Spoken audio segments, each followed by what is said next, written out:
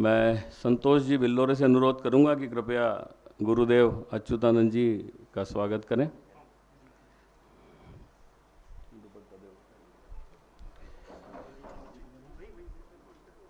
रोहित, हमारी संस्था के कार्यकर्ता रोहित से अनुरोध है कि कृपया खगेन जी भार्गव साहब का स्वागत करें, प्रांत संगठन मंत्री विश्व हिंदू परिषद। मनीष मालविया जी से मैं अनुरोध करूंगा कि मुकेश जी जैन साहब जो प्रांतीय अध्यक्ष विश्व हिंदू परिषद, स्वागत करें।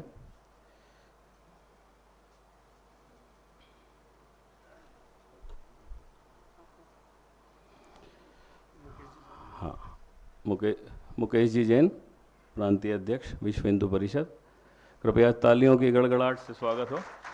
और मैं संस्था के अध्यक्ष पारस जी जैन से अनुरोध करूंगा कि माला दीदी का उपवस्त्र से स्वागत करें।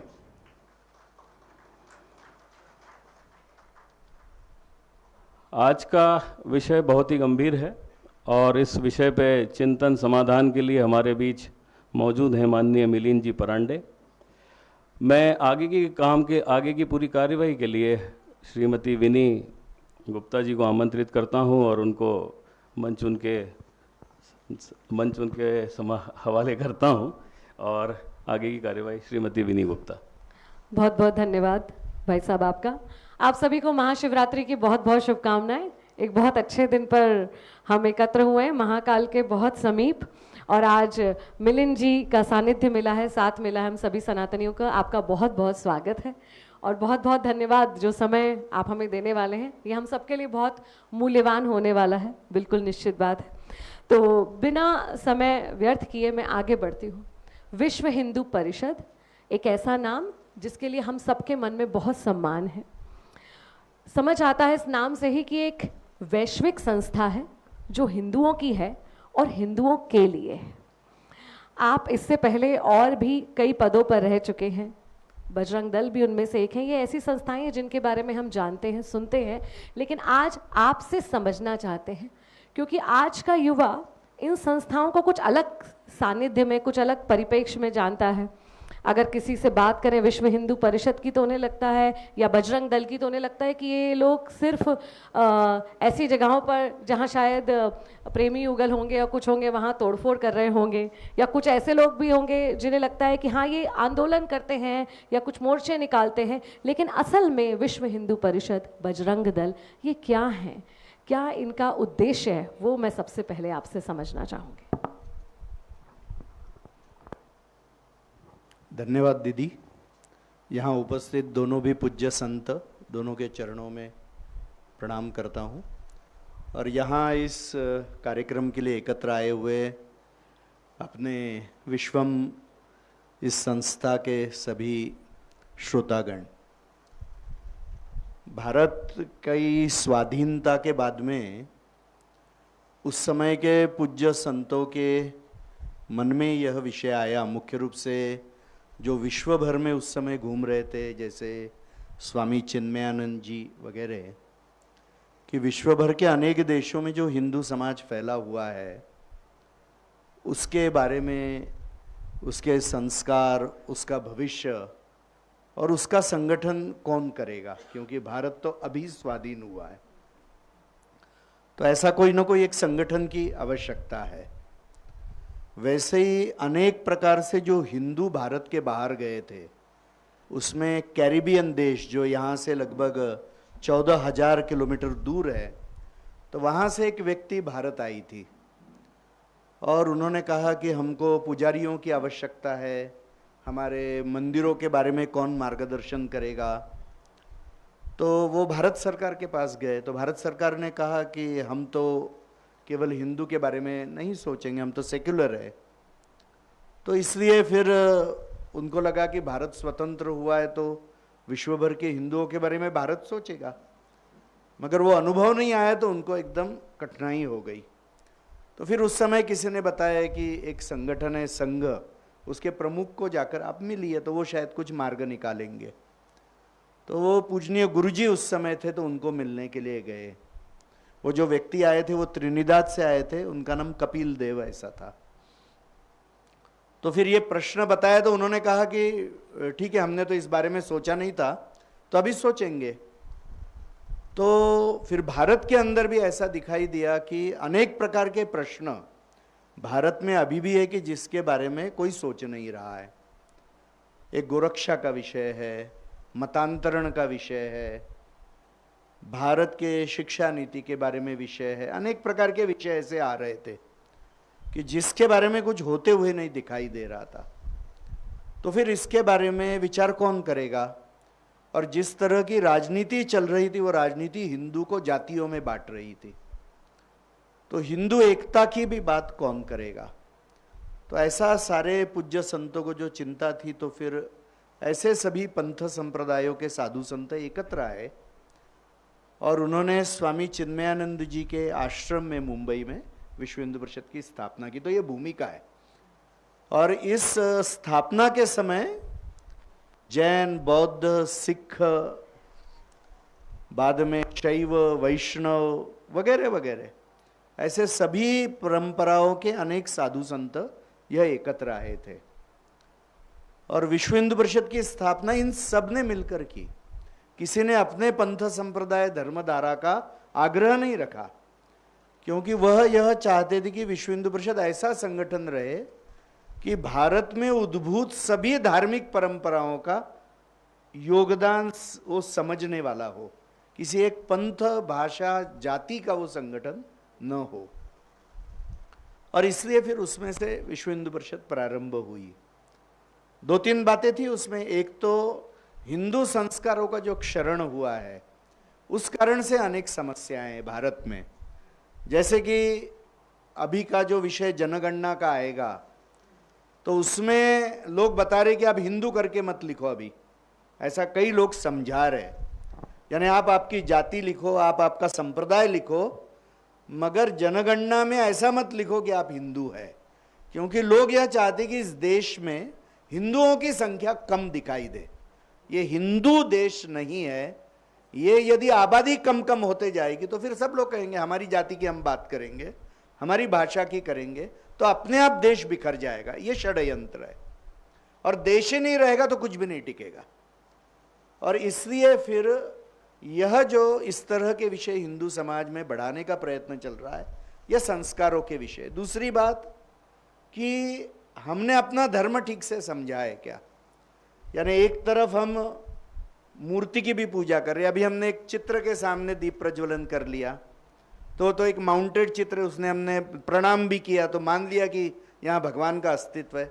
और आज तो महाशिवरात्रि है, तो सब लोग कहते हैं कि आज के दिन भगवान सभी जगह पर सहजता से है, इसलिए सब लोग उस दिन पर्टिकुलरली मंदिर में जाते हैं।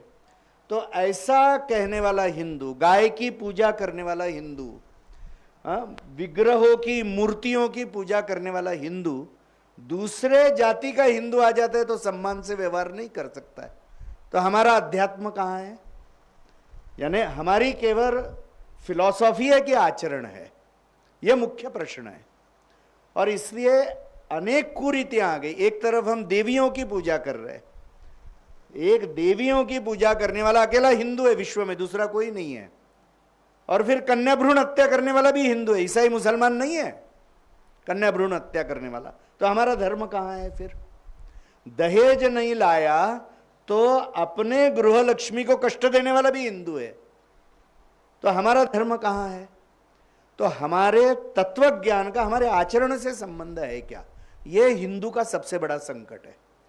यानी तमिलनाडु में सर्वाधिक मंदिर है, और भागवत में भी लिखा है कि भक्ति का जन्म द्रविड़ प्रदेश में हुआ, और वहां पर आप ऐसे मुख्यमंत्री और उसके बेटे को चुनकर देते हो कि जो हिंदू को, हिंदू धर्म को प्लेग और क्या क्या कह रहा है। तो हम सबसे धार्मिक भी है, सबसे ज्यादा पूजा पाठ करने वाली है, जीवन में प्रकट हो रहा है क्या वो? तो ये हिंदू समाज के प्रश्न है कि जिसके बारे में हिंदू समाज को सोचना पड़ेगा। और यह परिवर्तन नहीं आएगा तब तक हमारी अनेक समस्याओं का उत्तर नहीं आएगा। तीसरी बात है ना राष्ट्रीय चारित्र्य की। यानी हम सब लोग जानते हैं कि औरंगजेब ने जब मिर्जा राजे जयसिंह को शिवाजी महाराज जी के ऊपर आक्रमण करने के लिए भेजा, तो मिर्जा राजे जयसिंह 1 लाख की सेना लेकर आए। शिवाजी महाराज जी की ताकत बहुत छोटी थी, उनको पता था कि हम टिक नहीं पाएंगे इनके सामने। उन्होंने इतिहास में पत्र लिखा है शिवाजी महाराज जी को कि आप भी हिंदू हैं, मैं भी हिंदू हूं, हम लड़ेंगे तो हमारा ही नुकसान होगा, और आप इतने पराक्रमी, आप औरंगजेब को उखाड़कर स्वयं राजा क्यों नहीं बनते? मैं आपके घोड़े का लगाम हाथ में लेके आपकी चाकरी करूंगा। शिवाजी महाराज जी ने यह बात कही है। मिर्जा राजा जयसिंह जी को यह बात समझ में नहीं है। हम इतिहास जानते हैं, शिवाजी महाराज जी की गिरफ्तारी हो गई, बाद में वो आगरा से छूट कर आए। हम मिर्जा राजा जयसिंह जी का जीवन देखेंगे तो अत्यंत पवित्र है। रोज शिव जी की पूजा करते थे, रोज बिल्वदल अर्पण करते थे, रोज गौ माता की सेवा करते थे, रोज अन्नदान करते थे, ब्राह्मणों को दक्षिणा देते थे। धर्म में जो 10 बातें लिखी वो सारे उनके जीवन में थी, मगर देश और धर्म के लिए क्या अच्छा है यह समझ में नहीं आया। इसी को राष्ट्रीय चारित्र्य कहते कि केवल मैं मेरे व्यक्तिगत आस्था श्रद्धा के बारे में बात करूंगा कि मेरे कर्मों का परिणाम पूर्ण देश और समाज के ऊपर कैसे होगा, और इसलिए व्यक्तिगत नुकसान करते हुए भी राष्ट्र का कल्याण करना, यह भाव राष्ट्रीय चारित्र्य है। तो ये दोनों एक ही सिक्के की 2 बाजू है। हमारा व्यक्तिगत चारित्र्य बहुत अच्छा है। ऐसे लोगों ने ऐतिहासिक गलतियां की है अपने देश में, जैसे मिर्जा राजा जयसिंह ने की, या जैसे कश्मीर के वहां उस समय के वरिष्ठ लोगों ने कहा कि यदि मुसलमान हिंदू धर्म में आएगा तो हम गंगा में जाके डुबकी मार के जान दे देंगे। तो राजा ने कहा भाई ब्रह्म हत्या का पातक नहीं चाहिए मुझे। ऐतिहासिक गलती हो गई। कितनी ऐसी घटनाएं हैं कि जिनका जीवन पवित्र था, अच्छा था, मगर किस समय क्या करना, ये जो विषय आया, और इस कारण से हिंदू समाज की दुर्दशा हुई है। आज ईसाई मुसलमान कारण हो सकता है कुछ लोगों को, इसके पहले भी संकट आए। तो ये राष्ट्रीय चारित्र्य विकसित होना, धर्म जीवन में समग्रता से प्रकट होना, ये बहुत महत्व का है, और इसलिए ऐसा यह संस्कार प्रतिष्ठित करना ये पूज्य संतों की इच्छा थी। दूसरा, हिंदू समाज के ऊपर क्या आक्रमण, वो आक्रमण ही नहीं लग रहे। हमारी लड़कियां उठाई जा रही है, हमारी गोमाता की हत्या हो रही है, हमारे धर्म में मतांतरण हो रहा है, किसको वो अपना प्रॉब्लम लगे ही नहीं रहा है।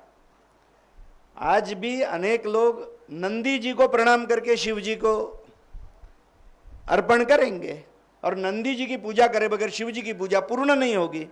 मगर गौ माता की हत्या हो रही, इसकी पीड़ा कितने लोगों के हृदय में। हमारी पूजा को हमने जीवन से जोड़ा है क्या? ऐसा कितना हिंदू है कि जिसने ये प्रश्न अपना माना है? ये चुनौती है भारत की और हिंदू की। प्रश्न सुलझा देंगे, नए प्रश्न खड़े हो जाएंगे, क्योंकि भाव वही रहने वाला है। तो मूलतः पूज्य संतों को चिंता थी कि जीवन को इससे जोड़ना। तो इसलिए समस्याओं का उत्तर, इसके लिए भी हिंदू ने खड़ा होना चाहिए। तो ये दूसरी बात हो गई। और तीसरी बात यानी विश्व कल्याण के लिए हिंदू चिंतन की आवश्यकता है। दूसरा कोई भी चिंतन विश्व की, मानवता की समस्या को उत्तर नहीं दे सकता है।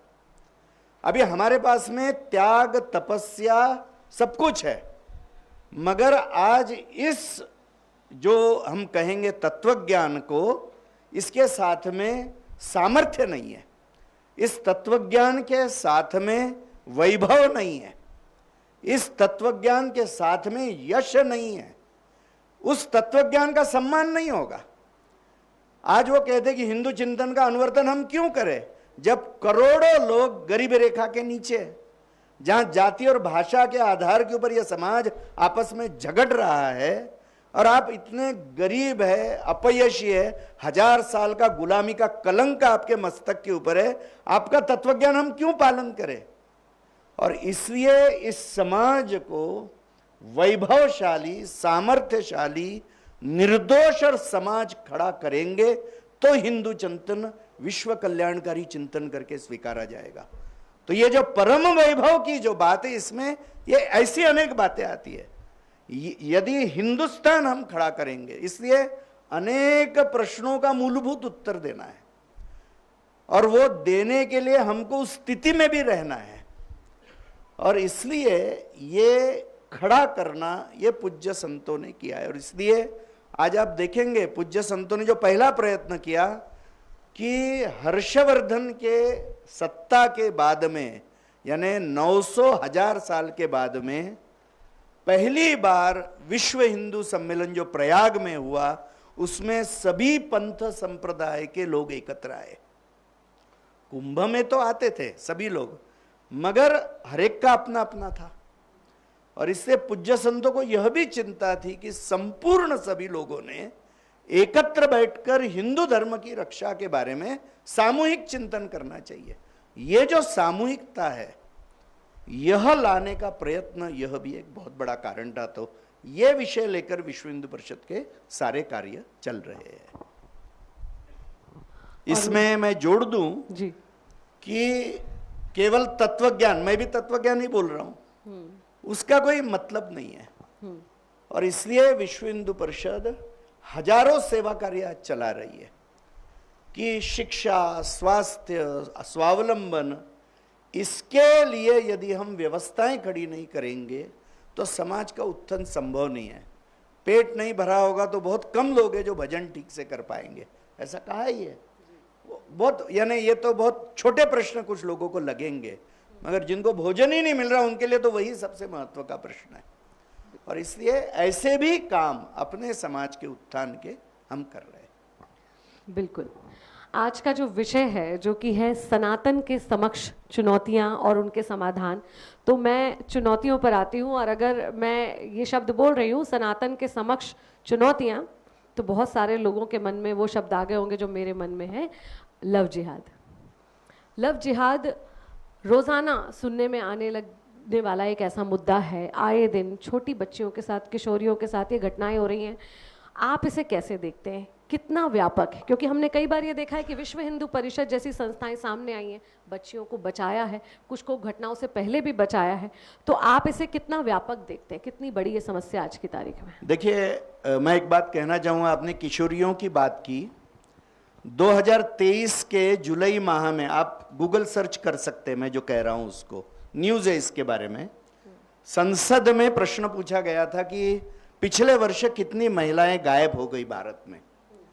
तो 2023 के जुलाई अंत में, अगस्त पहले सप्ताह में गृह विभाग ने उत्तर दिया है कि भारत में जुलाई 2023 के पहले 13 लाख महिलाएं मिसिंग हो गई है। 13 लाख, यह भयानक आंकड़ा है। उसमें की 3 लाख लड़कियां 18 वर्ष से छोटी थी, 10 लाख महिलाएं ये 18 वर्ष के ऊपर की थी। इसलिए मैं केवल किशोरियों नहीं कह रहा हूं। ये लोगों को ऐसा लगता है कि केवल छोटी लड़कियां जा रही है, ऐसा नहीं। दुर्भाग्य से, जिसको मध्य प्रदेश में कल्याणी कहते हैं, विधवा, अकेली महिलाएं या सेपरेटेड महिलाएं, ये बहुत बड़ा टारगेट ग्रुप है आज।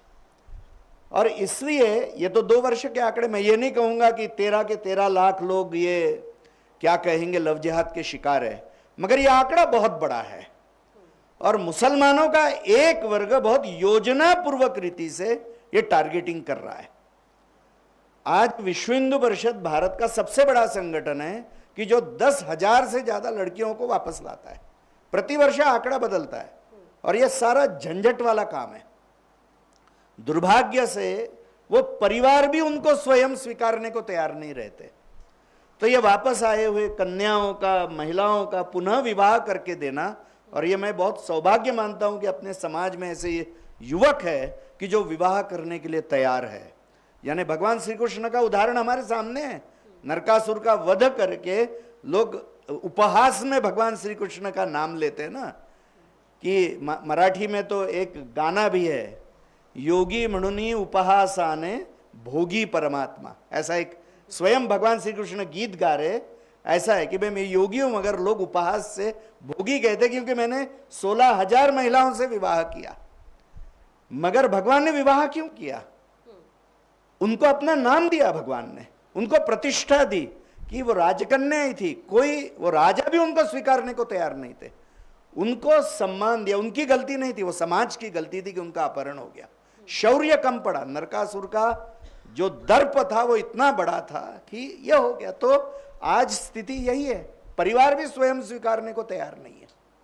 और इसलिए, मगर अपयश का आंकड़ा तो इससे बड़ा है। जितनी जा रही उसमें से हम बहुत कम ला पा रहे। जब तक ये संपूर्ण समाज का विषय नहीं बनेगा, ये सुलझाना बहुत कठिन है। देखिए, कानून बना है, चोरी नहीं करना, कानून बना है ना, मगर चोरी नहीं होती है क्या? आज हिंदू समाज को यह अपमान लगे, ये उत्तर है। किसी की हिम्मत नहीं होनी चाहिए लड़की उठाने की, और इसलिए कानून भी लाने का प्रयत्न अभी हुआ है 10 राज्यों में। जो धर्म स्वातंत्र विधेयक आया है, क्योंकि मुसलमानों का कन्वर्जन का जो तरीका है वो लड़की को उठाना यह है, वह महिला के तरफ एक जन्म देने वाला यंत्र, बस इस दृष्टि से देख रहा है, और इसलिए वो अपनी आबादी इस दृष्टि से बढ़ाना चाहता है। तो इसलिए यह मतांतरण का ही बहुत बड़े षड्यंत्र का हिस्सा है। तो इसको उस कानून में लाया गया है। अभी 8-10 राज्यों में एक कानून आ गया। ये कानून लाने का परिणाम क्या है? क्योंकि अभी केंद्र में कानून लाने में हम यशस्वी नहीं है अभी, तो हम राज्य के ऊपर अभी ध्यान केंद्रित कर रहे हैं। उसका परिणाम क्या है? अभी 3-4 महीना पहले अनेक कम्युनिस्ट संगठन, अनेक ईसाई और मुसलमान संगठन कोर्ट में पहुंचे कि ये सारे राज्यों में जो कानून आया है उसको रद्द करिए, एंटी कॉन्स्टिट्यूशनल है। तो बहुत बड़ी लीगल लड़ाई अभी सुप्रीम कोर्ट में चल रही है, और ऐसा वातावरण बनेगा कि हमारा तो संकल्प है कि हम केंद्र में भी धर्म स्वातंत्र्य कानून लाएंगे, मगर आज अभी तक वातावरण नहीं बना है।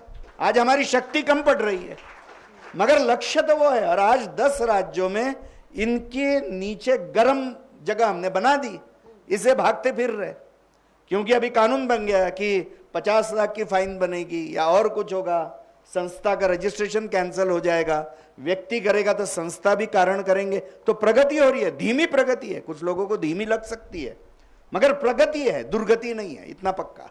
बिल्कुल। और जन चेतना जो आपने कही, अपमान लगना चाहिए, मुझे लगता है ये एक हर कानून से ऊपर होने वाला है। एक और चुनौती जो हमारे देश के सामने बड़ी समस्या बन चुकी है वो है घुसपैठ की समस्या। SIR में भी देखने को आया है कि बिहार में 65 लाख लोगों का तो नाम काटना पड़ा, सब इतनी ज़्यादा घुसपैठ वहाँ थी।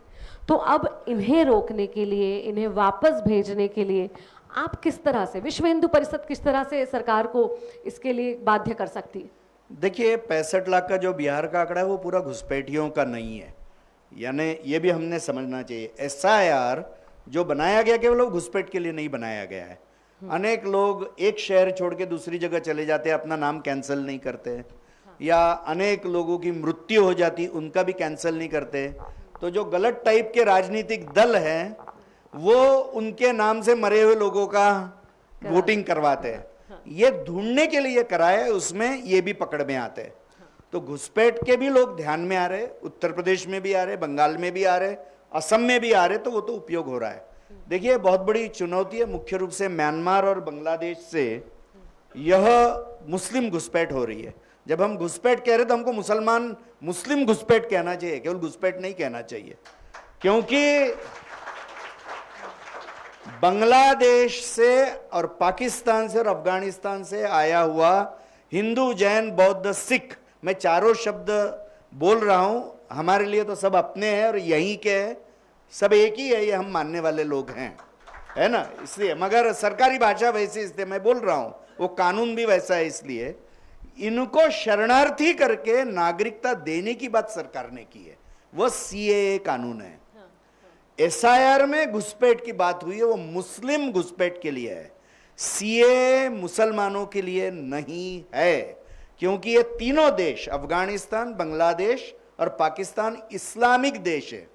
इसलिए वो धर्म के आधार के ऊपर प्रताड़ित समाज वहां नहीं है, इससे घुसपैठ ये मुसलमानों की है केवल।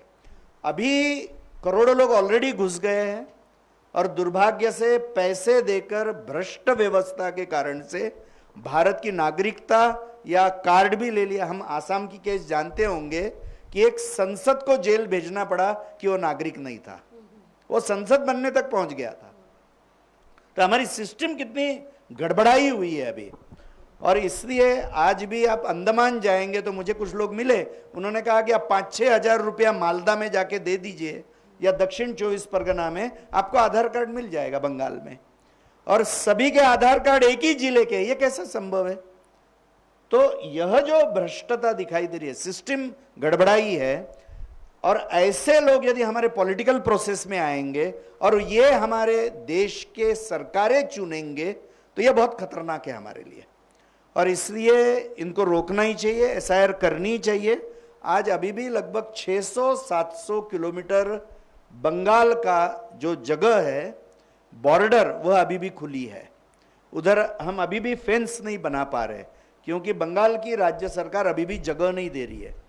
अभी मैं कुछ सीआरपीएफ के लोगों को मिलने के लिए गया था सिलीगुड़ी कॉरिडोर में, तो उन्होंने कहा हम बैठक में जाते तो बंगाल सरकार के लोग बैठक में भी नहीं आते, हम जाके आ जाते हैं। तो वो इतनी बड़ी 600-700 किलोमीटर इतनी बड़ी जगह है, दलदल का एरिया है, नदियां हैं, वहां से रोज आते जाते, कुछ जो आते वो जाते नहीं है। तो आज इनको ढूंढकर वापस भेजना ही होगा, दूसरा मार्ग नहीं है। और इसलिए ये करने का पॉलिटिकल विल पावर भी दिखाना पड़ेगा, और साथ में सीमावर्ती राज्यों में हिंदू विचार के लोग भी सत्ता में बैठने चाहिए, यह भी आवश्यक है। बिल्कुल।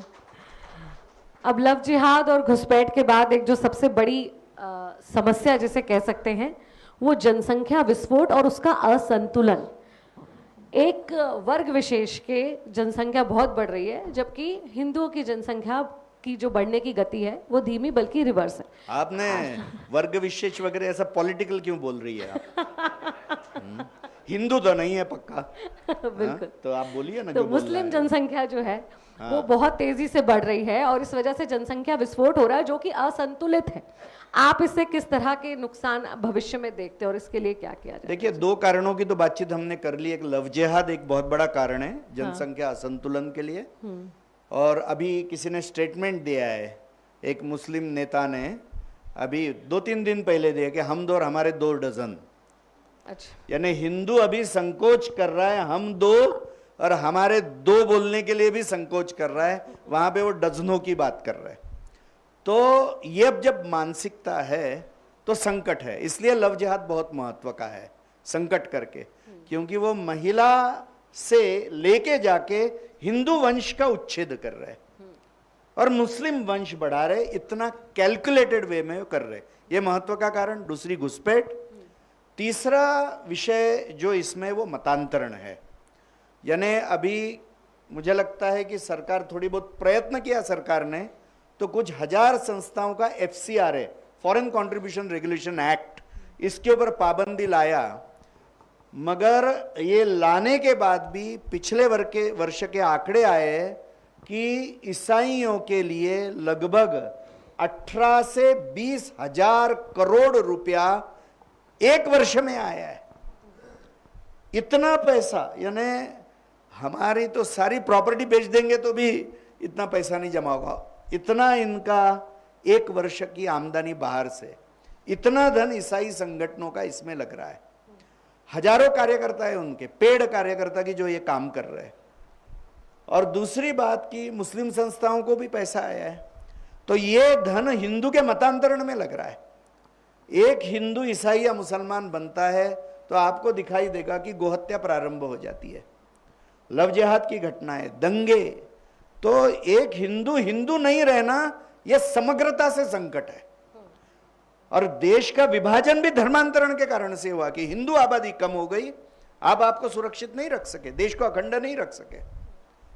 और इसलिए ये बहुत बड़ी चुनौती है जो आबादी को असंतुलित कर रही है।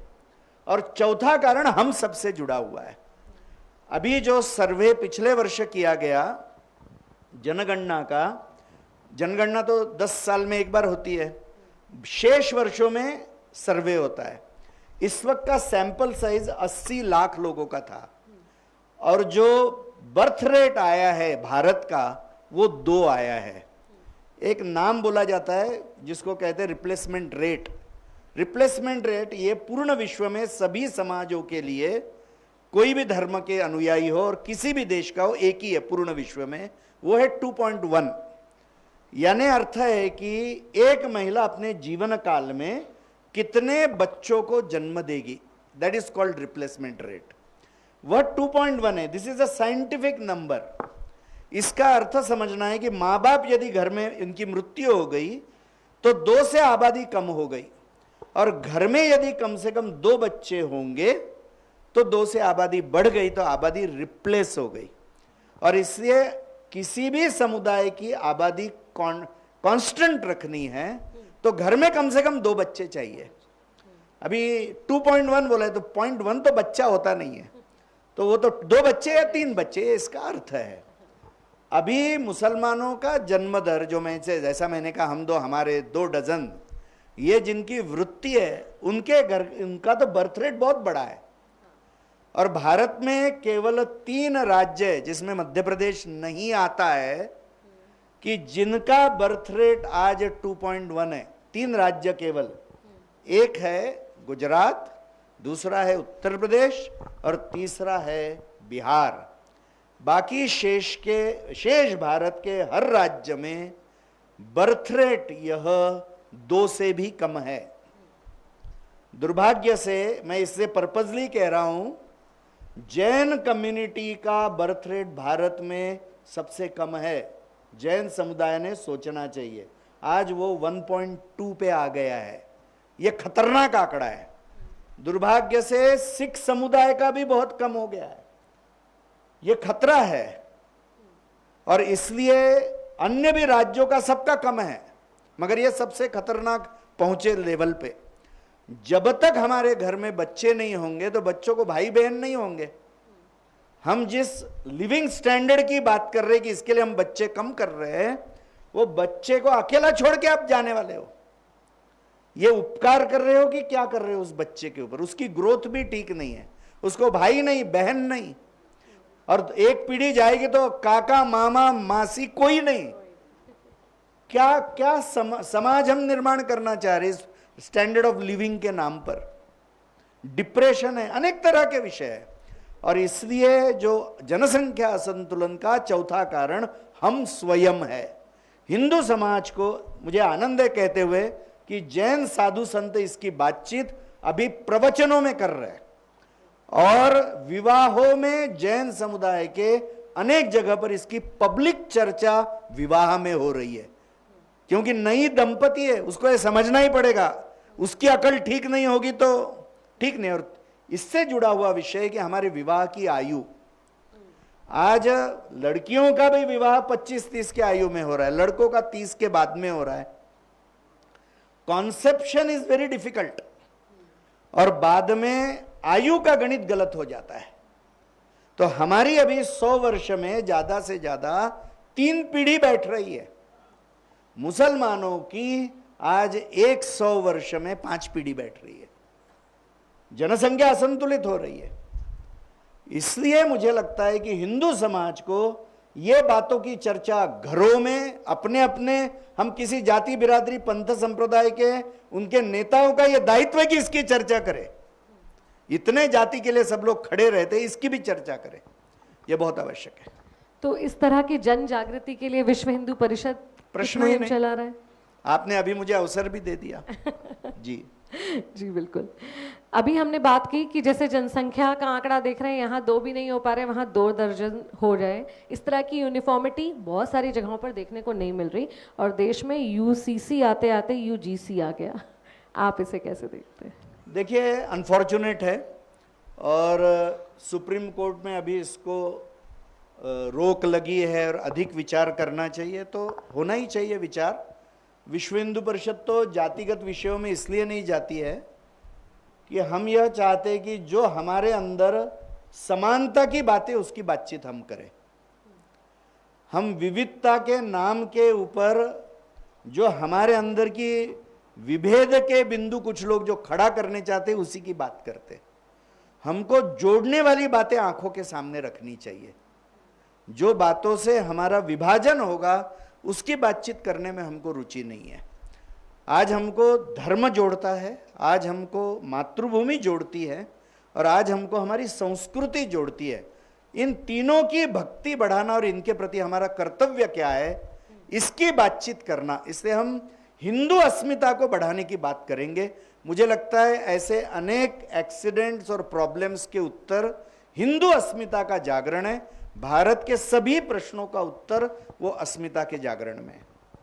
बिल्कुल। विश्व हिंदू परिषद जो कि विश्व भर के हिंदुओं का संगठन है और विश्व भर में हिंदुओं के साथ गलत ना हो, सही ना हो, कहीं ना कहीं इसकी जिम्मेदारी और इसके लिए जागृति का काम आप करते हैं।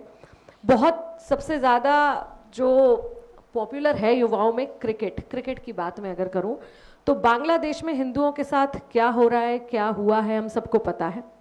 एक बांग्लादेशी खिलाड़ी को आईपीएल से बाहर करा और वो छोटा सा देश उसका जवाब इस तरह दे रहा है कि उन्होंने इंडिया में आके T20 वर्ल्ड कप खेलने से मना कर दिया।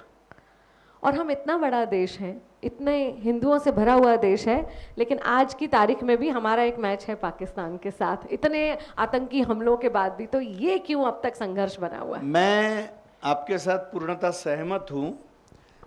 कितने हमारे लोगों ने टीवी बंद कर दिया, बटन हमारे हाथ में है ना, मैंने कर दिया। हाँ, अच्छी बात है ना। इसलिए मैं कह रहा हूं कि समाज का मन जब तक खड़ा नहीं होगा तो विषय की पूर्णता नहीं होने वाली है।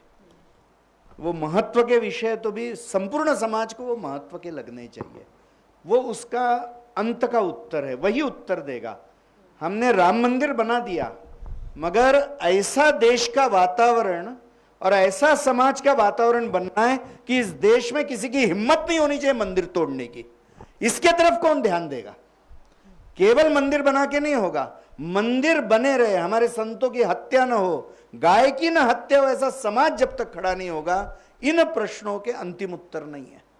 इसलिए यह खड़ा करना यह मूल काम है।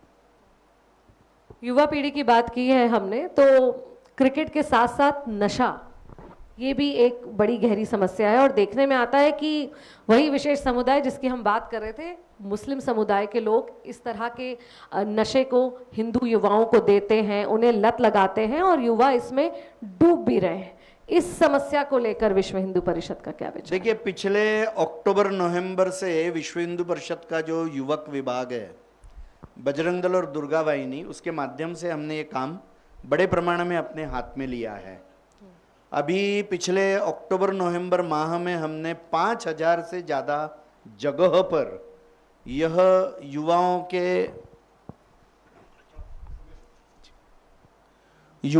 के कार्यक्रम जागरण के किए हैं।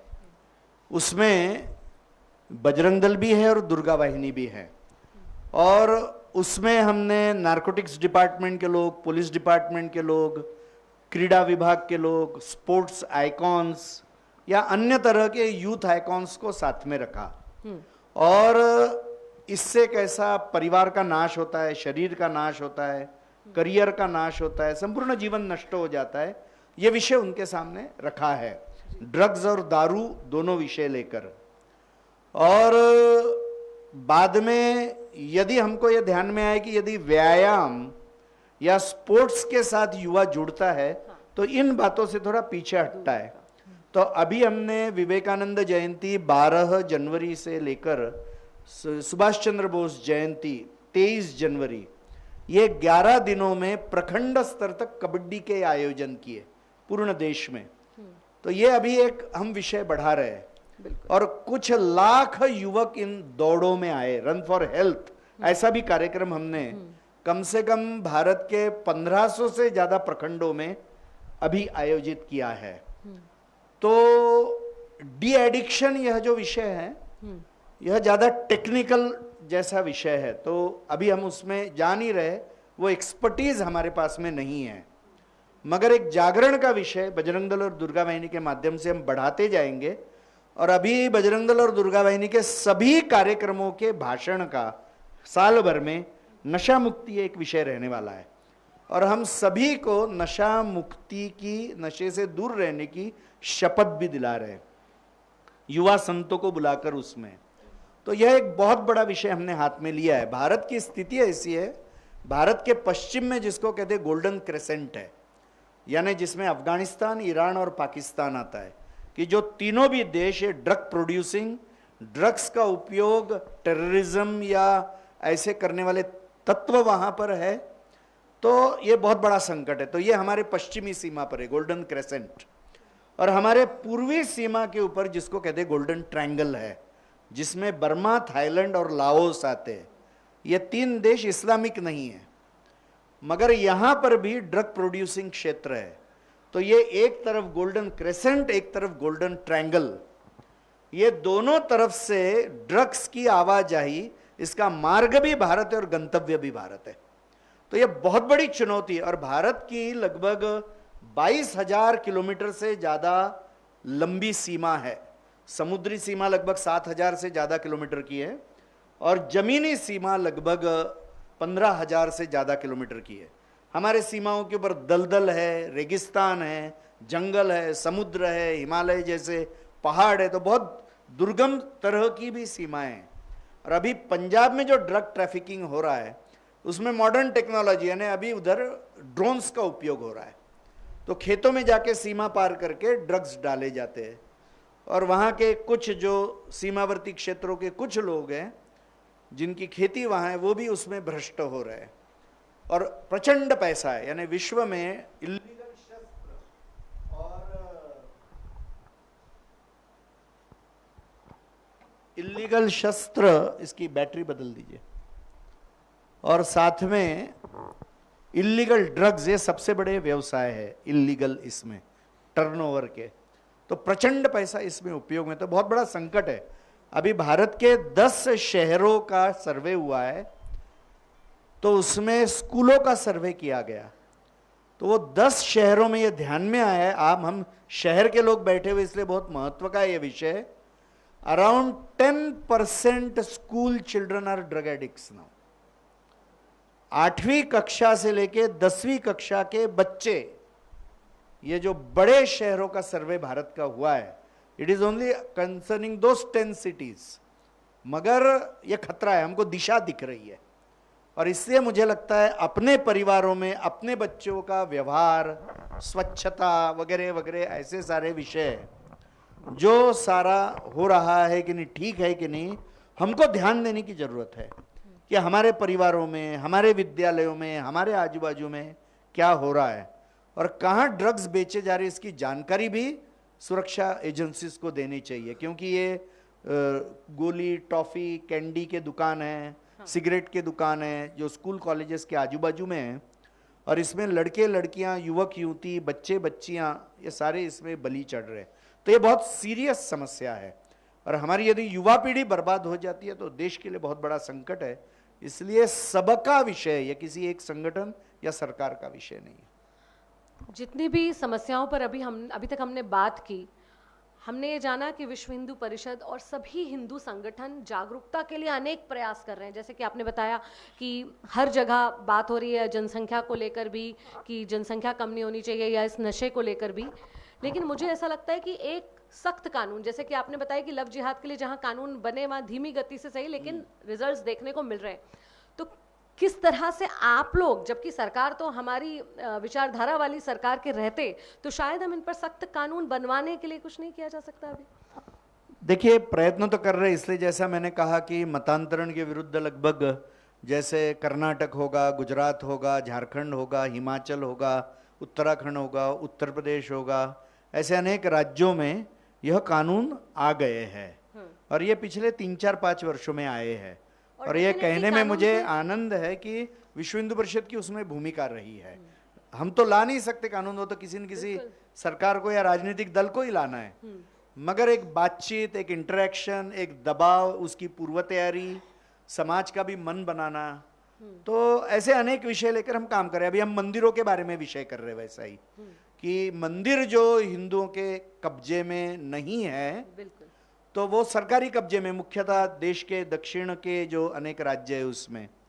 तो अभी हमने कोई retired chief justices high courts के, कुछ सुप्रीम कोर्ट के लॉयर्स, कुछ साधु, ऐसे बैठा कर एक हमने फॉर्मेट, प्रपोज लॉ बनाया है। हमारे कार्यकर्ताओं ने, विधि प्रकोष्ठ हमारे आयाम है, और वो लेकर अभी हम सभी मुख्यमंत्रियों को मिल रहे हैं। हम वो कानून लेकर संसद में भी गए हैं और लगभग पिछले ही वर्ष हम लगभग 400 से अधिक सांसदों से सभी दलों के व्यक्तिगत मिले हैं कि ये डिस्क्रिमिनेशन अगेंस्ट हिंदूज हैं, कि चर्च है या मस्जिद है, ये सरकार के नियंत्रण में नहीं है, केवल हिंदू मंदिर है, तो ये गलत है। मगर हिंदू समाज का भी मन बनना चाहिए कि हमको ये संभालना है। क्योंकि दुर्भाग्य क्या है कि मुझे आप 1 करोड़ रुपया खर्चा करने का अधिकार दे तो फिर मुझे वो पद छोड़ने की इच्छा नहीं होती है। आप मुझे बदलने की बात करोगे तो मैं कहता हूँ भी मैं तो निस्वार्थ हूं, आप मुझे क्यों बदल रहे हो। ये भी झंझट है बहुत बड़ी। और इसलिए समाज में एक व्यवस्था देनी पड़ेगी कि ये लाखों मंदिर, क्योंकि सरकार ऐसा कानून बना दी कि आपको दे दिए, कौन लेगा, और लेकर फिर इसकी सुचारू रूप से व्यवस्था खड़ी करना ये बहुत बड़ी जिम्मेदारी है। तो समाज का वातावरण बनाना, कानून के लिए प्रयत्न करना, ऐसे दोनों बातें एक साथ कर रहे हैं। अभी हम सभी विधानसभाओं में जा रहे हैं, सभी मुख्यमंत्रियों को मिल रहे हैं, और एक बहुत बड़ा कार्यक्रम अभी विजयवाड़ा में हमने किया जिसमें 3 लाख लोग मंदिर के विषय के लिए आए। तो एक जागरण का भी विषय, तो ये साइमल्टेनियसली एक्टिविज्म, जागरण, ऐसा सब चल रहा है। मंदिरों की आपने बात की तो राम मंदिर बन गया, हम सब बहुत प्रसन्न हैं, लेकिन और कई सारे मंदिर अभी इंतजार कर रहे हैं, काशी, मथुरा, भोजशाला। क्या इनके लिए भी विश्व हिंदू परिषद आगे प्रयास करेगा? देखिए 1984 का जो धर्म संसद दिल्ली में हुई थी, तो उसमें विश्व हिंदू परिषद संतों के मार्गदर्शन में भी बैठी थी वहाँ, और वो पहली धर्म संसद थी। और उसमें पूज्य संतों ने संकल्प किया कि अयोध्या, मथुरा, काशी ये हिंदू समाज की, और हिंदू समाज लेकर रहेगा। विश्व हिंदू परिषद ने साथ में संकल्प लिया है, संघ ने भी लिया है, और इसलिए मुझे लगता है किसी के मन में इसके बारे में शंका नहीं होनी चाहिए। हिंदू समाज ने, मैं ये नहीं कहूँगा विश्व हिंदू परिषद ने, मैं ये कहूँगा हिंदू समाज ने, क्योंकि हमारे पहले भी 500 साल से समाज संघर्ष कर रहा था। ये तो हमारा सौभाग्य है कि हम ऐसे स्थिति में आ गए कि राम जन्मभूमि के मंदिर के आंदोलन में हमारे समय में यश मिला, मगर वो संपूर्ण समाज के प्रयास से हुआ। कोर्ट में भी निर्णय आया तो वो ताकत का ही वो फल था।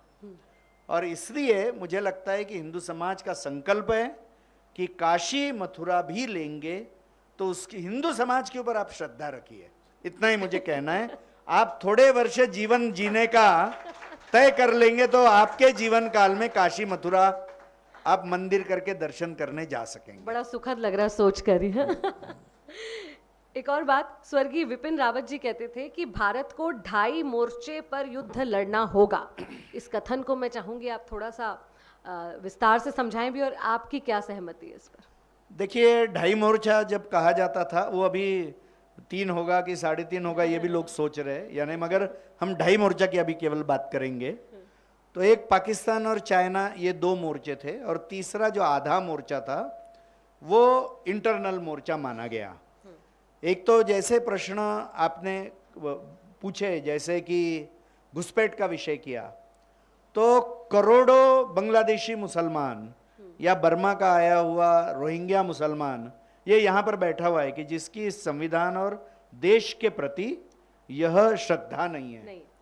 और दुर्भाग्य से ऐसे अनेक संगठन काम कर रहे हैं, जैसे कि कुछ जगह पे जो शिक्षा दी जा रही है मदरसों में, तो उनके जो आइकॉन्स है वो आइकॉन्स भारत के नहीं है। जो महापुरुष करके बताए जा रहे हो अरबस्तान के, यहाँ के, वहाँ के हैं। तो जो कुछ तरह की शिक्षा इस तरह की दी जा रही है, या वंदे मातरम को नहीं गाएंगे, इस तरह का विषय खड़ा करने का प्रयत्न हो रहा है, तो इस तरह की विचारधारा फैलाने वाले कुछ संगठन निश्चित रूप से काम कर रहे हैं भारत में। और इसलिए ऐसा एक वर्ग यहाँ पर खड़ा हुआ है, और ये करोड़ों लोग बाहर से आए हुए भी है, और एनआईए और ऐसे अनेक संगठनों ने जो सुरक्षा से संबंधित बात करते हैं, इन्होंने पब्लिक स्टेटमेंट्स दिए कि जो घुसपैठ हुई है उस कारण से बिहार है, असम है, बाद में उत्तर प्रदेश का क्षेत्र है, झारखंड है, ऐसे अनेक जगह पर स्लीपर सेल्स बनी हुई है ऐसे मुसलमानों की, कि जो भारत के बाहर से भी आए हैं, और उनके अपप्रचार के कारण से यहाँ के भी जो कुछ लोग क्या कहेंगे कि मिसगाइड हो गए हैं। और अभी भी हम देख रहे हैं कि लखनऊ के बाजू में अभी 2-3 महीना पहले एक कट्टे की फैक्ट्री पकड़ी गई, जिसमें 300 कट्टे और 20 बोरी भरी हुई गोलियां पकड़ी गई।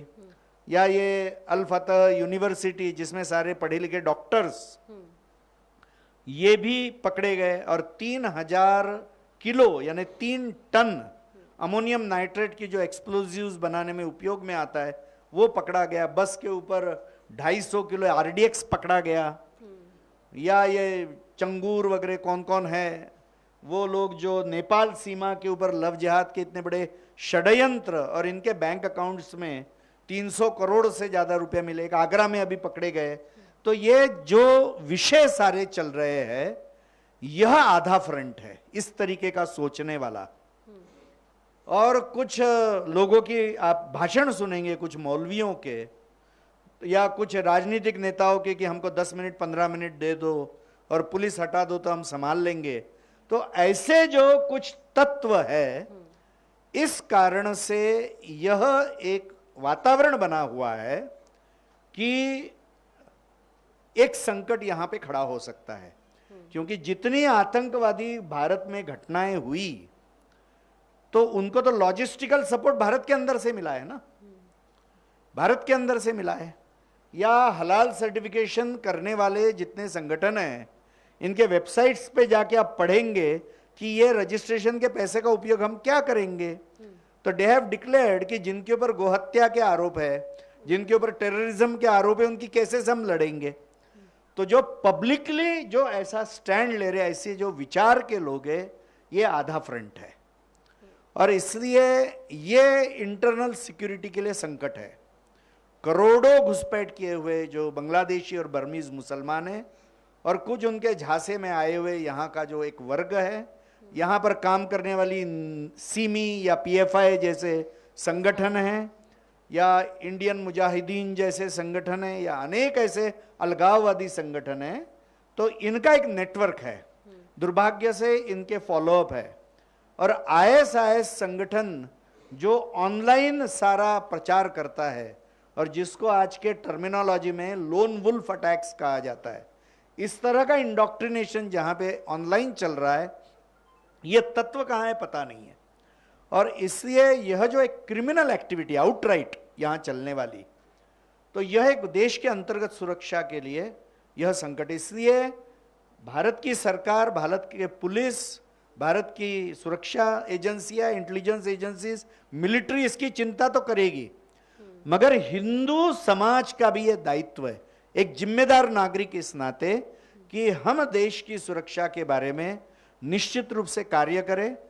पुलिस, मिलिट्री और सरकार अपना काम करेगी ही, हमको कानून हाथ में नहीं लेना है, मगर ये एजेंसियां पहुंचने तक स्वयं की रक्षा की हमारी सिद्धता होनी चाहिए, इसके बारे में सोचना चाहिए। आज महाशिवरात्रि है, एक कहावत हमारे यहां पर है, एक मंत्र भी है, शिवो भूत्वा शिवम यजेत। शिवजी की पूजा करते करते हमको शिवजी जैसा हो जाना है, यानी भगवान की पूजा करते करते भगवान जैसा बनना है। नर का नारायण हो जाए, हमारे यहां पर कहा गया है। एक बात हिंदू समाज ने सोचनी चाहिए, हमारे सारे भगवान के स्वरूप शस्त्रधारी है, सारे भक्त पूजा करते करते निशस्त्र कैसे बन गए? गड़बड़ तो नहीं हो गई इतने मंत्र पढ़ने के बाद भी? आज विजयादशमी को शस्त्र पूजन की परंपरा हमारे पूर्वजों ने क्यों डाली? तो हम क्या कैंची और नेल कटर की पूजा कर रहे हैं क्या घर पे? मुझे लगता है हिंदू समाज ने इन बातों के बारे में गंभीरता से सोचना चाहिए, धर्म को जीवन से जोड़कर सोचना चाहिए। केवल पूजा पाठ करके बाहर निकले पूजा रूम से कि धर्म से कोई संबंध नहीं है। धारयति इति धर्म, जो समाज और सृष्टि को धारण करता है वो सब कुछ धर्म है। इस अर्थ में जब हिंदू धर्म को समझेगा तो ये सारे जो प्रश्न आपने पूछे हैं उसका उत्तर मिल जाएगा। विश्व हिंदू परिषद इसीलिए धर्मो रक्षति रक्षिता कहती है। इस धर्म का रक्षण, इस धर्म का प्रबोधन पूज्य संतों के आदेश से हम कर रहे हैं। विश्व हिंदू परिषद कहती है 2047 तक अखंड भारत होगा, और वो कह रहे हैं गजवा हिंद होगा। तो क्या होगा, कैसे होगा? देखिए, गजवा हिंद का सपना देख रहे हैं वो, सोए हुए लोग सपना देखते हैं, उठेंगे तो सपना टूट जाएगा और कुछ नहीं होगा। और सपना तो सपना है। हमारे मनीषियों ने ये कहा हुआ है, स्वामी विवेकानंद जी ने कहा कि भारत माता को मैं विश्व सिंहासन के ऊपर पुनः आरूढ़ होते हुए देख रहा हूं। योगी अरविंद जी का 15 अगस्त 1947 का भाषण हम सब ने पढ़ना चाहिए।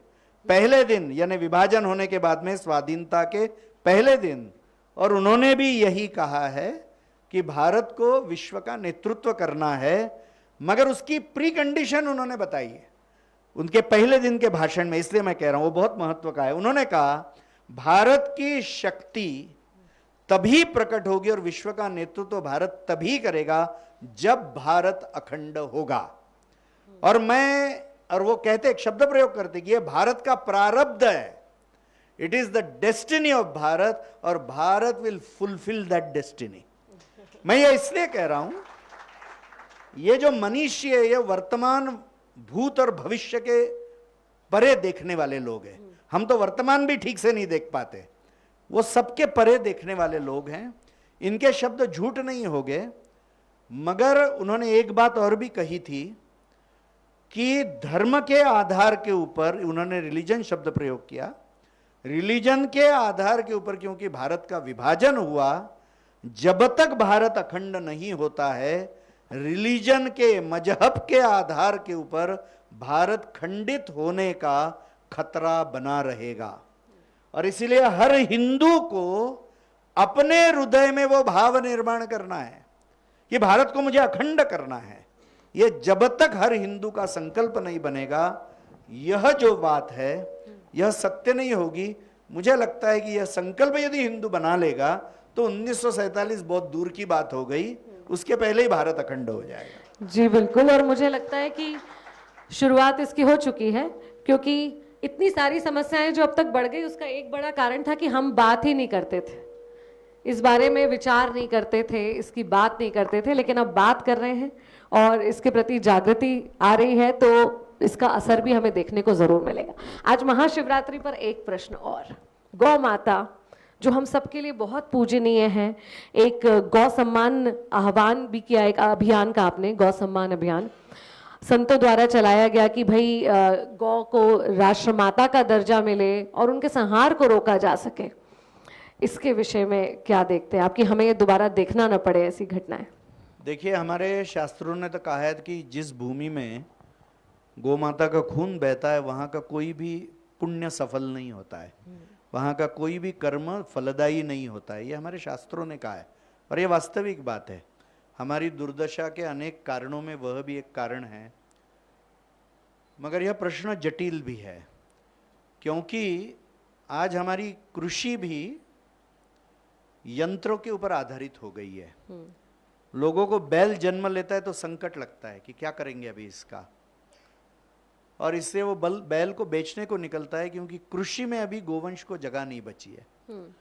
आज हम खाद उपयोग कर रहे हैं तो रासायनिक खाद उपयोग कर रहे हैं, हम इंसेक्टिसाइड्स उपयोग कर रहे हैं, वो सारे के सारे केमिकल्स के हैं। हमको कीट नियंत्रक उपयोग करना चाहिए, कीटनाशक नहीं उपयोग करना चाहिए। तो इन बातों के कारण से हमारी भूमि विषैली बन गई, इससे हमारा भोजन भी विषैला बन गया और इससे हमारा शरीर भी विषैला बन रहा है। यह बहुत बड़ा संकट है और इसलिए कृषि में गाय को, पुनः गोवंश को प्रतिष्ठित करना यह मूलभूत उत्तर है। योग्य कानून तो लाना ही चाहिए। इसलिए क्या हम गो आधारित कृषि को प्रोत्साहन दे सकते हैं क्या? विश्व हिंदू परिषद प्रति वर्ष 40,000 से ज्यादा किसानों को इसका प्रशिक्षण दे रहा है। और आज गोवंश को कसाईयों से बचाने वाला भी सबसे बड़ा संगठन विश्व हिंदू परिषद है। हमारे कार्यकर्ता घायल हो रहे, जेल जा रहे, मारे जा रहे, तो भी ये काम कर रहे हैं। मगर इसके लिए कानून लाना एक बहुत बड़ी चुनौती है। समाज का यदि दबाव बनेगा तो सभी को झुकना पड़ेगा, और इसलिए मुझे लगता है कि समाज का जागरण, समाज की ताकत खड़ी हो, यह बहुत आवश्यक है। महाशिवरात्रि, नंदी जी सामने बैठे हैं। आज ही मैं एक दत्त संप्रदाय के बड़े संत को मिलने गया, भगवान दत्त जी के साथ में भी गाय माता खड़ी है। हम गोपाल, गोवर्धन सब सारे शब्द प्रयोग करते हैं, उसमें भी गो का नाम है। हमारी सारी कथाओं में पृथ्वी के ऊपर संकट है तो पृथ्वी गाय का रूप लेके भगवान को मिलती है, मगर ये सारी बातें हमारे जीवन के व्यवहार में नहीं आ रही है। सो घूम फिर कर बातें वहीं आ जाती है। गोरक्षा होनी ही चाहिए। सबने करना चाहिए। मुझे लगता है कोई ना कोई गाय के गोमूत्र या गोबर, इससे तैयार किया हुआ पदार्थ, या गाय का दूध या घी, यह धीरे धीरे हमारे जीवन के व्यवहार में भी आएगा तो गाय की रक्षा करना सुलभ हो जाएगा। गाय आधारित भोजन यानी जो खेत में उगा हुआ वो खाने का आग्रह हम करें तो भी लोगों को फिर आज दुर्भाग्य से अर्थ के माध्यम से धर्म समझाना पड़ रहा है ना। मगर अपने यहाँ पे कहावत भी है, धर्मस्य मूलम अर्थ। तो जो आर्थिक दृष्टि से अपयशी है वो धर्म चल नहीं पाता है। तो यह भी एक व्यवहार है, तो उसके तरफ भी ध्यान देंगे। मगर ये अच्छा समय नहीं है कि गाय प्रॉफिटेबल है ये समझाकर हमको गाय की श्रद्धा यानी रक्षा करनी पड़ेगी। ये अपनी दुर्दशा का एक यानी लक्षण है, तो काम करना पड़ेगा इसके लिए। जी बिल्कुल, बहुत अच्छी तरह से आपने बहुत सारी चीज़ों के लिए हमें जागृत करा और यहाँ बैठे सभी लोग इन बातों को अवश्य सैकड़ों और लोगों तक लेके जाएंगे और इस तरह से हम सब एक ही राह पर आगे बढ़ेंगे। इसके बाद आप सभी के लिए मैं ये मंच खुला करती हूँ। आप में से अगर कोई प्रश्न पूछना चाहे तो अपने हाथ खड़े करें और माइक आप तक पहुँचाएं।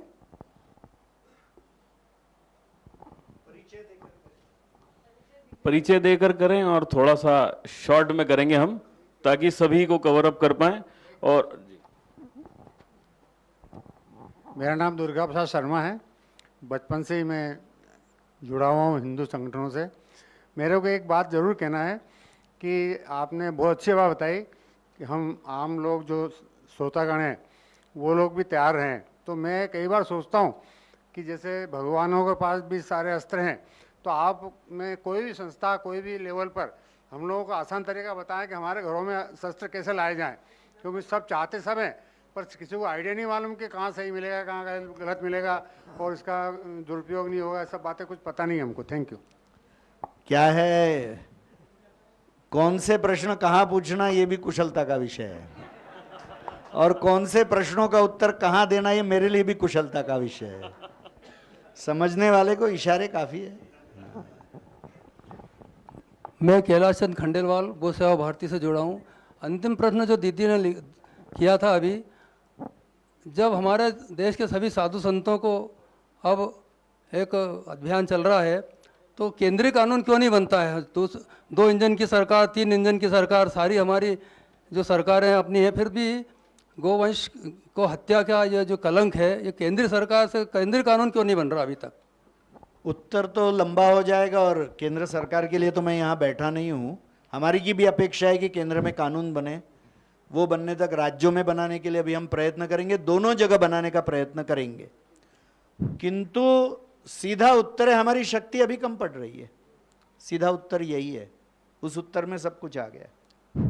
बिल्कुल सही कहा। मैं अर्जुन राजेंद्र नगर साइड से आया था मैं, और हमारे यहाँ गंगेश्वर महादेव मंदिर है। हम उस मंदिर में पिछले 3 साल से 12 फरवरी को 3 वर्ष हो गए उसको। तो ये जो गुरुकुल का अभाव है, हम कुछ सेवानिवृत्त व्यक्ति पास के बच्चों को बुला करके प्रति रविवार 9 से लगा करके 11 बजे तक बाल संस्कार केंद्र चलाते हैं। उसमें बाल चेतना और पर्यावरण चेतना और सनातन चेतना के बारे में बहुत चर्चा करते हैं। ये कर रहे हैं हम लोग। वह हमारे बड़े भाई साहब ने जो बात कही है कि ये शस्त्र हमारे पास कैसे आए, जब हम जैन सिख हिंदू सब एक ही है तो सब सिख बन जाओ, अभी हथियार आ जाएगा अपने पास। इसका एक समाधान है। मेरे काम की बात यहाँ पर बहुत अच्छी आई है कि मुख्यमंत्रियों का एक सम्मेलन हो रहा है जिसमें आप जो मंदिर में हमारे दान राशि आ रही है उसका उपयोग, जैसे ईसाई और मुस्लिम बाहर से करोड़ों पैसा आ रहा है और हमारा करोड़ों जो रुपया है वो जो दान का है वो हमारे ही काम नहीं आ रहा है। तो इसके संबंध में आपके द्वारा जो कदम उठाया गया बहुत अच्छा है। प्रश्न ये है मेरा कि क्या जिन मंदिरों में हो सकता है हमारे समान कुछ सेवानिवृत्त शिक्षक और जगह ऐसा काम कर रहे हो, तो एनजीओ के नाम पर ऐसे मंदिरों को कोई राशि दी जा सकती है जिससे सशुल्क कुछ ऐसे स्वयंसेवी बच्चों को मार्गदर्शन देने के लिए खड़े कर सके आप? धन्यवाद। किसके द्वारा? सरकार द्वारा? एनजीओ के माध्यम से कुछ ऐसी राशि मिल दे सकते ना। एनजीओ का ट्रस्ट डीड में क्या लिखा है इसके ऊपर होगा।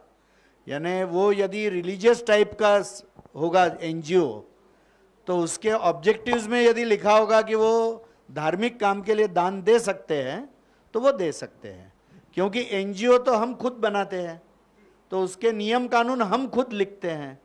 तो जिस एनजीओ के नियम कानूनों में ये लिखा होगा कि वो मंदिर बनाने के लिए, मूर्तियां देने के लिए, सेवा करने के लिए, मंदिरों के जीर्णोद्धार के लिए, पुजारी प्रशिक्षण, यानी मैं उदाहरण के लिए बोल रहा हूँ।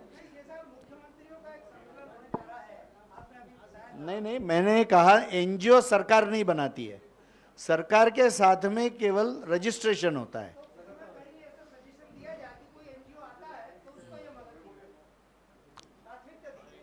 मैं नरोत्तम माहेश्वरी महू से और लोकतंत्र सेनानी भी हूँ, जन्म से ही जुड़ा हूँ सभी संगठनों से।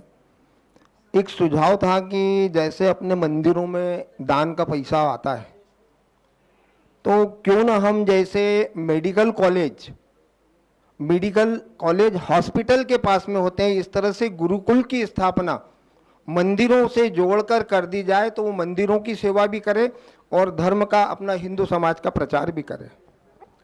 अभी विश्व हिंदू परिषद का जो मंदिर अर्चक विभाग है, एक हमारा काम का विभाग है, तो अभी देश भर में हम मंदिरों के ट्रस्टियों को एकत्र करते हैं और उनके साथ में यही बातें करते हैं कि गोपालन कर सकते हैं क्या, गौशाला शुरू कर सकते हैं क्या, विद्यालय, महाविद्यालय, सत्संग, भजन का प्रचार, स्कूल, कॉलेजेस, हॉस्पिटल, क्या क्या कर सकते हैं, सारी बातें हम करते हैं। और जो मंदिर ऐसा काम कर रहे हैं उन मंदिरों को वहाँ बुलाकर उनके माध्यम से निवेदन करवाते। जैसे मुझे शेगांव के मंदिर का उदाहरण मैं सब जगह बोलता हूँ कि कम से कम 21,000 गाँव में गजानन महाराज मंदिर ने भजन साहित्य दिया है, किसी मंदिर में नहीं दिया है भारत में। 21,000 गाँव में भजन की रक्षा करने के लिए एक पूजा की पद्धति की, उन्होंने करोड़ों लोगों को मेडिकल सहायता की है, वगैरह वगैरह। 45,000 लोगों को रोज अन्नदान करते हैं और उनका हिसाब दीवाल के ऊपर निकाल रहता है। ये हिम्मत कितने मंदिरों की है। तो पारदर्शिता के जो विषय है और समाजाभिमुख होकर अध्यात्म और समाज सेवा, ये दोनों करना, इसके केंद्र ही मंदिर बनने चाहिए, यही प्रयत्न है अपना। वंदे मातरम। मैं पारस जैन। अंतिम जिज्ञासा मैं ही मेरी शांत कर लूँ। अवैध बाबरी ढांचा टूटा था और भव्य राम मंदिर का निर्माण हुआ। अभी सुना है कि कोई फिर बाबरी मस्जिद बनाने की कोशिश कर रहा है। विश्व हिंदू परिषद ने कहा था तब कि बाबर के नाम से कोई भी हम मस्जिद बनने नहीं देंगे, तो क्या हम ये बनने देंगे? देखिए, मैंने इसीलिए कहा ना कि ऐसा समाज बनाना है कि जो पुनः मंदिर न तोड़े, और इसलिए ये सारे प्रयत्न करने ही पड़ेंगे। उसके लिए बंगाल का भी वातावरण बदलना पड़ेगा, केवल एक मोर्चा लेके जाके नहीं होने वाला है वो। तो बंगाल का प्रश्न तो एक केवल बाबरी ढांचा बनने से बहुत बड़ा है ना, जहाँ पे इलेक्शन के रिजल्ट के बाद में 1,500-2 हजार गांवों में दंगे हो सकते हैं। और तृणमूल कांग्रेस के कार्यकर्ता, ऐसा कुछ लोगों ने कहा उस समय कि मुस्लिम मॉबों को लेकर घूम रहे थे कि ये संघ का कार्यकर्ता है, ये विश्व हिंदू परिषद का, ये भाजपा का कार्यकर्ता है। उन घरों के ऊपर हमले हो रहे थे, मर्डर्स हो रहे थे, खेत जलाए जा रहे थे, महिलाओं के ऊपर अत्याचार हो रहे थे, बुलडोजर लगाकर घर तोड़े जा रहे थे। और आज भी जहाँ के 1,500-2 हजार कार्यकर्ता बंगाल के बाहर रह रहे, इतना जहाँ आतंक अभी है, तो वहाँ बाबरी ढांचा ये विषय वहाँ के लिए छोटा है बहुत, क्योंकि ये सारे समस्या के मूल में ये समस्या है। इसलिए उसको एड्रेस करेंगे। इससे जो मैंने राम मंदिर के निर्माण के समय कहा था कि ऐसा समाज और ऐसा वातावरण देश में बनाना कि किसी की हिम्मत ये करने वाली नहीं होगी, यही उत्तर है। नहीं तो आप कितने बार, अब हम तो आग लगने के बाद बुझाने का प्रयत्न कर रहे हैं, हमको आग ही ना लगे ये देखना है, ये लंबा काम है और यही उत्तर है। आप ही की बात को मैं आगे बढ़ा के अंतिम प्रश्न बस यहीं पे हम समापन करेंगे। अंतिम अंतिम है कि जैसे कोई से भी घटनाक्रम होता है, यूसीसी होता है या कुछ भी बातें मुस्लिमों के विरुद्ध होती है, तो शुक्रवार को हमारे यहाँ पुलिस लग जाती है सारी मस्जिदों के बाहर और सुरक्षा व्यवस्था देना पड़ती है, क्योंकि उनके शुक्रवार को एकत्र होने का और उनके जो संवाद का काम है वो शुक्रवार को होता है। लेकिन ऐसी कोई व्यवस्था हिंदू समाज में नहीं है। क्या परिषद के माध्यम से, विश्व हिंदू परिषद के माध्यम से ऐसी व्यवस्था मंगलवार, शनिवार या किसी दिन ऐसी बनाई जा सकती है जहां पर हिंदू समाज एकत्र हो? तो जब वो मंगलवार और शनिवार को एकत्र होगा तो मुझे लगता है कि शुक्रवार वाली चुनौती अपने आप खत्म हो जाएगी। ऐसा मैं आपके माध्यम से सुनना चाहता हूँ। क्या है ना कि तत्वतः तो बराबर है, वो उसका उत्तर मंगलवार या शनिवार को एकत्र आना ये नहीं है, उसका उत्तर एकत्र आना ये है। वो मस्जिदों को क्यों सुरक्षा दी जाती है? जो मुस्लिम समुदाय का मोबिलाइजेशन की ताकत है, एकत्र आकर किसी भी मुद्दे, सही गलत किसी भी मुद्दे के लिए खड़े रहने की जो ताकत है, उस कारण से सारी बातें हो रही है। सीखना वो है। मंगलवार शनिवार को करेंगे तो हम केवल कॉपी कर रहे हैं। अभी कुछ लोग कह रहे हैं अरे भाई उनका तो बराबर चांद एक ही तिथि को दिखता है, आपकी तो महाशिवरात्रि आज एक ही कल है, तो हमारी भी एक ही करनी चाहिए। कॉपी करना उत्तर नहीं है जी। जिसको पंचांग समझता है वो ऐसा सुझाव ही नहीं देगा। पंचांग ये लोकल है। हमारे यहां पे 4 बार भी हनुमान जयंती मनाई जाने से कोई डिस्टर्ब नहीं होता है। हनुमान जयंती उत्तर भारत में, पश्चिम भारत में चैत्र पूर्णिमा को मनाई जाती है। आप तमिलनाडु जाएंगे तो दिसंबर में मनाई जाती है, तो इससे कोई प्रॉब्लम थोड़ी होता है।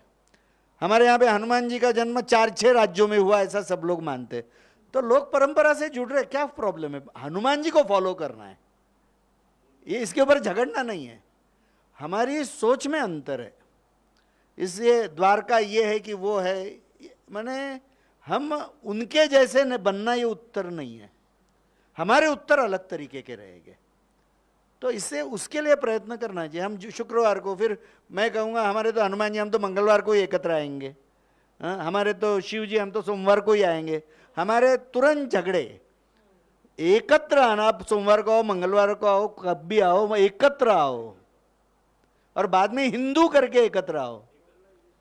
इसलिए यह दम खड़ा होगा, फिर सब ठीक हो जाएगा। इसी के लिए सारी उठाट पटक है। विश्वम संस्कारशाला के हमारे बालक बालिकाएं हैं, हमारी नंदिनी है, वीति है और रुद्र है।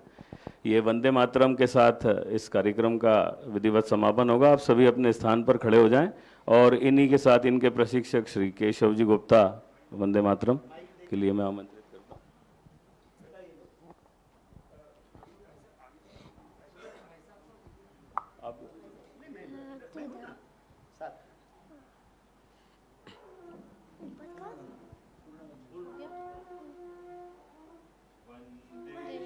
मातरम वंदे मातरम सुजलाम सुफलाम मलयज शीतलाम सस्य श्यामलाम मातरम वंदे मातरम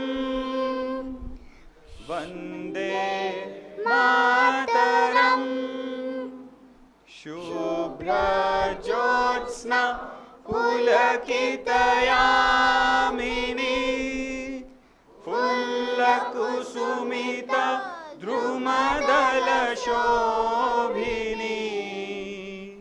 सुहासिनी सुमधुरभाषिणी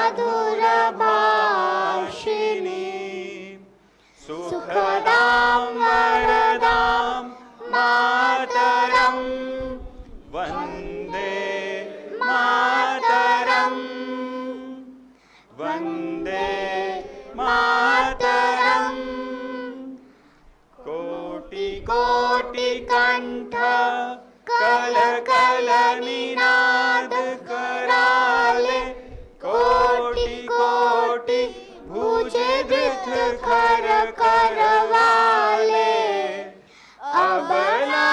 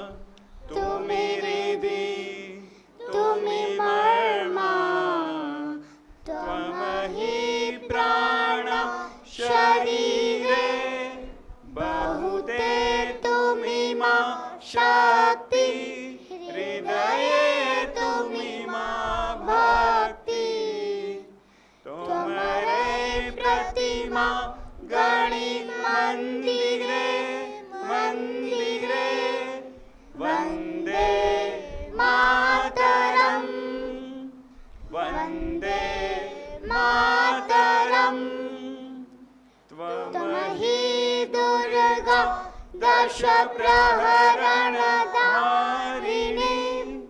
कमला कमलदल विहारिणी वाणी विद्या दायिनी नमामि त्वां नमामि कमलाम् अमलाम् अतुलाम् सुजलां सुफलां मातरं वन्दे मातरं वन्दे मातरं श्यामलां सरलां सुष्मितां भूषितां धरणीं भरणीं मातरं वन्दे मातरं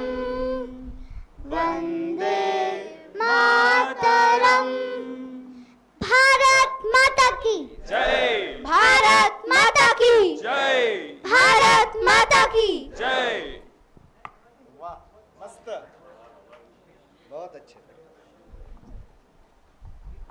आज के इस महत्वपूर्ण कार्यक्रम में आप सभी की सहभागिता समय से रही और आप सभी इसी बड़ी संख्या में उपस्थित हुए। इसके लिए संस्था विश्वम की ओर से